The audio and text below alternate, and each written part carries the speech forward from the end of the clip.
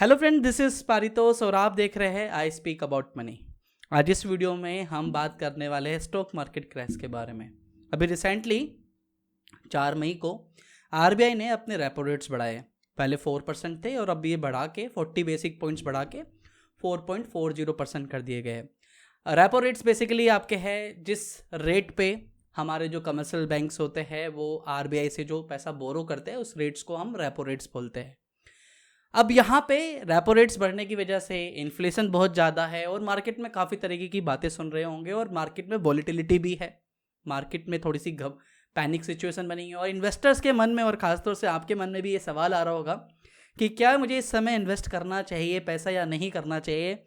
आप में से काफ़ी लोग हो रहे होंगे कि शायद लमसम अगर आपको इन्वेस्टमेंट करना है तो आप सोच रहे होंगे कि डालूँ या नहीं डालूँ, अपनी एसआईपी कंटिन्यू करूँ या नहीं करूँ। आज हम इस वीडियो में इसी बात को डिकोड करने वाले हैं, क्या इन्फ्लेशन बढ़ने से या इवन रेपो रेट्स बढ़ने से आपकी इन्वेस्टमेंट्स पे या आपके इन्वेस्टमेंट्स के रिटर्न्स पे कोई ज़्यादा मेजर इम्पैक्ट पड़ता है, आपको कोई फ़र्क पड़ता है, क्या आपको इन्वेस्टमेंट करना चाहिए इस समय या नहीं करना चाहिए।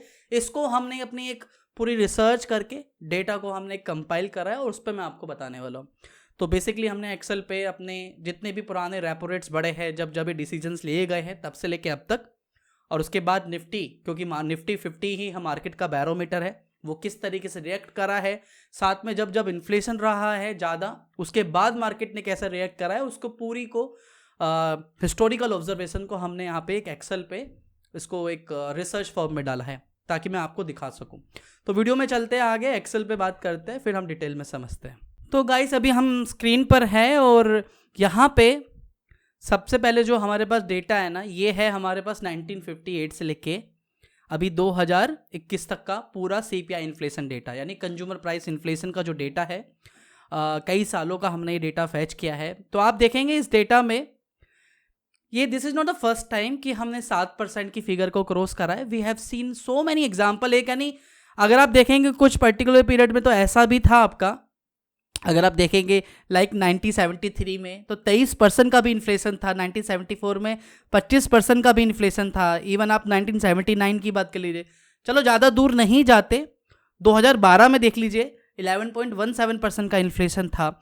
2009 की ही बात देख लीजिए, जो सीपीआई इन्फ्लेशन था 14.97% था। तो ये पहली बार नहीं है कि हम इन्फ्लेशन फेस कर रहे हैं या इन्फ्लेशन इंडियन इकोनॉमी के लिए या स्टॉक मार्केट के लिए बुरा है, ऐसा नहीं है। यहाँ पे हमने अलग अलग सिनेरियोस में यहाँ पे हमने इसको जज करा है, एनालिसिस करा है। तो देखेंगे आप ये शीट, हालांकि मैं डिस्क्रिप्शन में डालूंगा आप लोगों की स्टडी के लिए।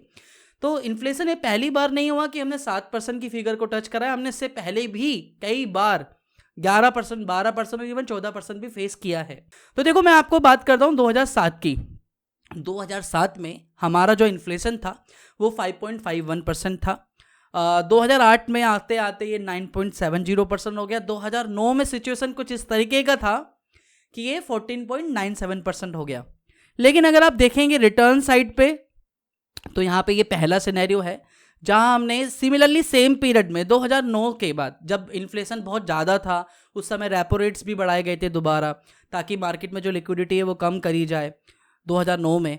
तो उसके बाद भी देखेंगे 2009 के बाद से अगर आपने 50,000 रुपये इन्वेस्टमेंट किए होते निफ्टी 50 में, क्योंकि निफ्टी 50 मार्केट का बैरोमीटर है इसलिए मैंने वो एक स्टैंडर्ड फॉर्मेट लिया है, निफ्टी 50 TRI। तो अगर आप 50,000 रुपये भी उस समय इन्वेस्टमेंट किया होता, 2009 की बात कर रहा हूँ जब मार्केट में इन्फ्लेशन बहुत ज़्यादा था, रेपो रेट्स भी बढ़े थे, तो 50,000 के बाद अगले 3 सालों में जो आपको CAGR रिटर्न मिले, कंपाउंडेड एनुअल ग्रोथ रिटर्न्स मिले, दैट वॉज 16.35% इन निफ्टी 50, और एब्सोल्यूट रिटर्न की बात करें दैट वॉज 57.37। ये पहला सिनेरियो है। उसके बाद दूसरे सिनेरियोस की बात करते हैं और लाइक आप देखेंगे 2011 में हमारा इन्फ्लेशन था 6.49%, लेकिन 2012 में फिर दोबारा ये 11.17% पहुंच गया था। तकरीबन उस साल 4% से ऊपर का इन्फ्लेशन बढ़ गया था। लेकिन सिमिलरली 2012 की बात करें तो 2012 के बाद अगर आपने इन्वेस्टमेंट किया होता सेम इसी पीरियड के बाद में और आपने इन्वेस्टमेंट्स को निफ्टी 50 की बात कर रहे हैं 3 साल के लिए होल्ड किया होता, तो आपको जो CAGR रिटर्न मिले होते वो भी आपके 22.86% है। एब्सोल्यूट रिटर्न की बात करें तो 85.43%। सिमिलरली सेम पीरियड में अगर आप देखेंगे 2019 के बाद की तो market rally, you all know, हमने 2 साल तो कितने अच्छे रिटर्न्स कमाए हैं। 2018 में इन्फ्लेशन था 5.24% और 2019 में ये बढ़ के हो गया 9.63%। तकरीबन उस साल भी 4-4.5% बढ़ा था इन्फ्लेशन। लेकिन उस समय भी, उसके बाद जो नेक्स्ट 3 साल थे उसमें भी हमने 18% के करीब का CAGR रिटर्न जनरेट करा। तो कहने का मतलब यह है, देखो इन्फ्लेशन वाली जो कहानी है कि इन्फ्लेशन बढ़ रहा है, मार्केट में रिसेशन आ जाएगा, वॉलेटिलिटी रहेगी, वो रहेगी। शॉर्ट टर्म में डेफिनेटली वॉलेटिलिटी रहेगी। मगर आप अपने इन्वेस्टमेंट्स को, आप एक इन्वेस्टर हो, ट्रेडर नहीं हो, आप अपने इन्वेस्टमेंट को 3 साल 4 साल 5 साल दे रहे हो, तो आपको घबराने की जरूरत है नहीं, क्योंकि हिस्टोरिकल ऑब्जर्वेशन यही कहती है कि जब भी इन्फ्लेशन बढ़ा है उसके नेक्स्ट 3 सालों में आपने निफ्टी 50 में यानी मार्केट में रिटर्न्स कमाए ही हैं। तो you don't need to worry about the inflation की इन्फ्लेशन ज़्यादा हो गया, क्योंकि हमने 13% 14% का इन्फ्लेशन, कंज्यूमर प्राइस इन्फ्लेशन भी देखा है। हमने इससे पहले 25% का इन्फ्लेशन भी देखा है, लाइक 1990 में, उसके बाद हमने 98 में, 2007 में, 2009 में। तो ये इन्फ्लेशन की जो कहानी है, इसको देखकर अपने इन्वेस्टमेंट्स को रोकना है नहीं, आपको वेट नहीं करने की जरूरत है, अपने इन्वेस्टमेंट को कंटिन्यू कीजिए। लेकिन अब बात करते हैं रेपो रेट्स की। तो देखो रेपो रेट की भी सिमिलरली कहानी है। रेपो रेट पहली बार ऐसा नहीं हो रहा कि रेपो रेट्स बढ़े हैं।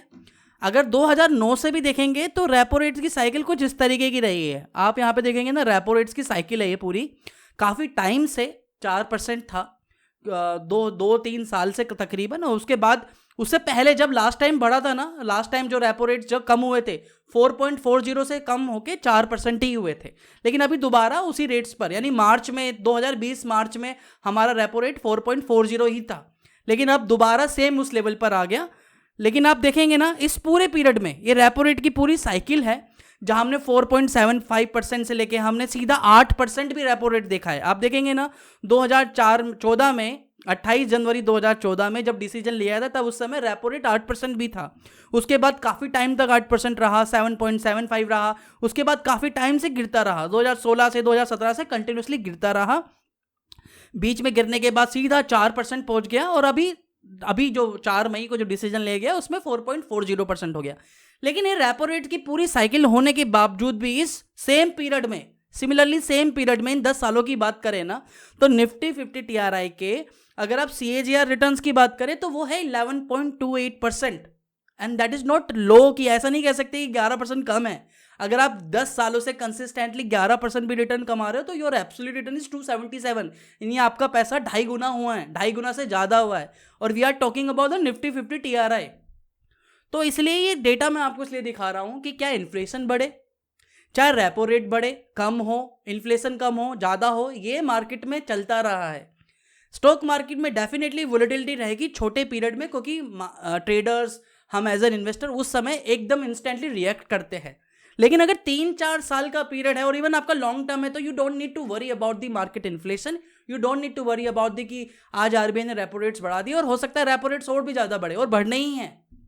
बट आपको अपने इन्वेस्टमेंट्स को रोकने की जरूरत नहीं है। ये डेटा के साथ में पूरा, अगर आप हिस्टोरिकल ऑब्जर्वेशन नोट करेंगे तो क्लियर इंडिकेशन है कि 3-4 सालों में you made money, and I am very positive about the market. In fact, this is a good time to put more money in the large cap category. अगर आपको investments करना है, आपके पास पैसा है, तो yes you can invest more money in the large cap category in a staggered manner. Staggered manner में investment करने का सिंपल तरीका है, लिक्विड फंड में डालो लमसम पैसा और वहां से STP करो किसी भी इंडेक्स फंड्स की, अगर इन लार्ज कैप कैटेगरी की या निफ्टी 50 इंडेक्स फंड्स की, अगले 7-8 महीने। तो आज वीडियो बनाने का मोटिव यही था। मार्केट में काफ़ी वॉलेटिलिटी है, काफ़ी सारे लोग भी वीडियोस बना रहे हैं, market crash, stock market crash. देखो, स्टॉक मार्केट क्रैश छोटी अवधि में, छोटे पीरियड्स के लिए रहेगा, लेकिन अगर आप एक इन्वेस्टर हो तो you don't need to worry about the market crash या मार्केट वॉलेटिलिटी की घबराने की जरूरत नहीं है। आपको अपने इन्वेस्टमेंट को कंटिन्यू रखना है लॉन्ग टर्म के लिए। 3-4 साल का भी पीरियड है आपको, तो you don't need to worry, क्योंकि because as per the market data ये हमेशा से ऐसा रहा है। मार्केट इन्फ्लेशन हमने बहुत ज़्यादा भी देखा है, हमने रेपो रेट्स बहुत ज़्यादा भी देखे हैं, तो ये पहली बार नहीं हो रहा। तो इसके लिए आपको अपने इन्वेस्टमेंट्स को रोकने की ज़रूरत नहीं है। आई होप इस वीडियो से काफ़ी मदद मिली होगी जो मैं आपको बताना चाहता हूँ। अगर ये वीडियो पसंद आई है तो वीडियो से लाइक का बटन है, लाइक ज़रूर कीजिए। एक्सेल शीट भी मैं अपने नीचे डिस्क्रिप्शन में डाल दूँगा अगर आपको फर्दर स्टडी करनी है। और चैनल अभी तक अगर सब्सक्राइब नहीं किया तो चैनल सब्सक्राइब कर सकते हो। हम इसी तरीके से पर्सनल फाइनेंस, फाइनेंशियल प्लानिंग और इन्वेस्टमेंट्स पे काफ़ी सारी बातें करते हैं इस चैनल पर। इस वीडियो को ज़्यादा से ज़्यादा लोगों को आगे शेयर कीजिए। फिर मिलते हैं नई वीडियो में, तब तक के लिए धन्यवाद। वंदे मातरम, जय हिंद।